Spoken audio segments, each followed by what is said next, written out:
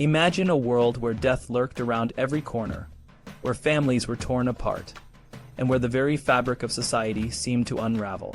This was the reality of Europe in the 14th century, during the Black Death. The plague, a terrifying and deadly disease, swept through the continent, leaving a trail of destruction and chaos in its wake. But the story of the Black Death is not just about death and despair. It's also about how people responded to this unprecedented crisis, and how it changed their lives, their communities, and their beliefs. In the mid-1300s, the world was a very different place. People lived in small, tightly knit communities, often bound by strict social hierarchies. The church held immense power, and the feudal system dictated the lives of peasants and nobles alike. But the arrival of the Black Death shattered this order, changing the course of history in ways that no one could have predicted. The Black Death first appeared in Europe in 1347, carried by fleas on rats that had traveled on merchant ships from the east.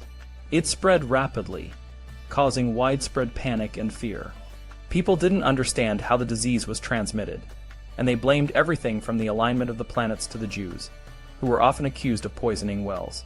The disease was so virulent that it killed up to 60% of the population in some areas. Entire families were wiped out, and villages were left deserted. As the death toll rose, people's behavior became more reckless and callous. In the city of Siena, for example, the government had to renew its sumptuary laws in 1349 because people were pretending to be of higher social status than they actually were. This was a sign that the social order was breaking down. People were also more likely to engage in fraud and extremism. In Orvieto, brawls broke out, and bands of homeless and starving brigands roamed the countryside, pillaging and looting. The chaos was so widespread that the government had to enact new laws to try to control the violence and lawlessness. The church, which was supposed to provide comfort and guidance during this time, was not immune to the chaos. Many priests and monks died, and those who survived often charged more for their services, such as performing last rites. This led to widespread resentment and even violence against the clergy. In England, citizens attacked monks and burned down religious buildings. In Rome, during the Jubilee year of 1350, the cardinal legate was harassed and shot at by a sniper. The impact of the Black Death on education was also significant. With the death of many clergy and scholars, there was a shortage of people who could teach. In France, it became difficult to find anyone who could instruct children in grammar. To fill the gap, the church ordained many new priests, but many of these new priests were barely literate. This led to a decline in the quality of religious and educational institutions. However, the crisis also spurred new efforts to preserve knowledge. Emperor Charles IV of the Holy Roman Empire, for example, founded the University of Prague in 1348 and supported the establishment of other universities in the following years. This was part of a broader trend of founding new educational institutions to ensure that knowledge would survive. The economic impact of the Black Death was profound.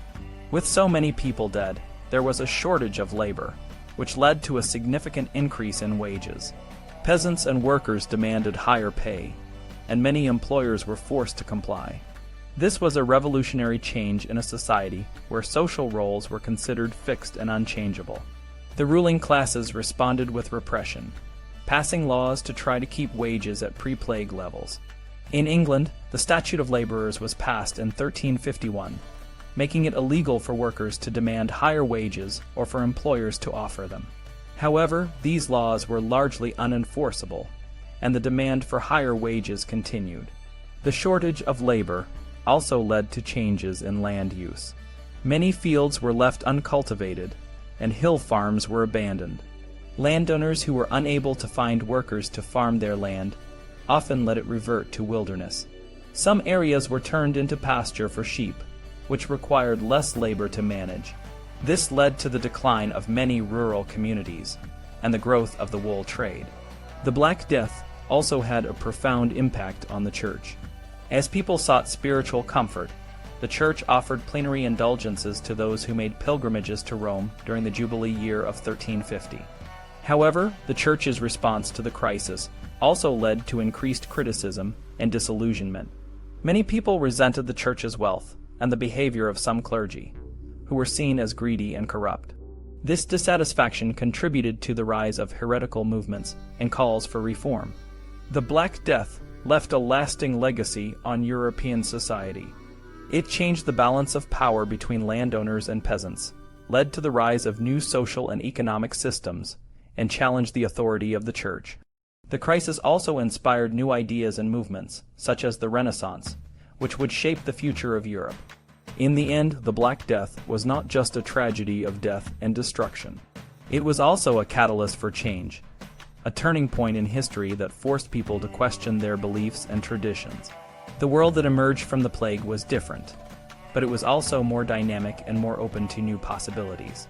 The Black Death may have been a dark chapter in history, but it also paved the way for a new era of progress and innovation.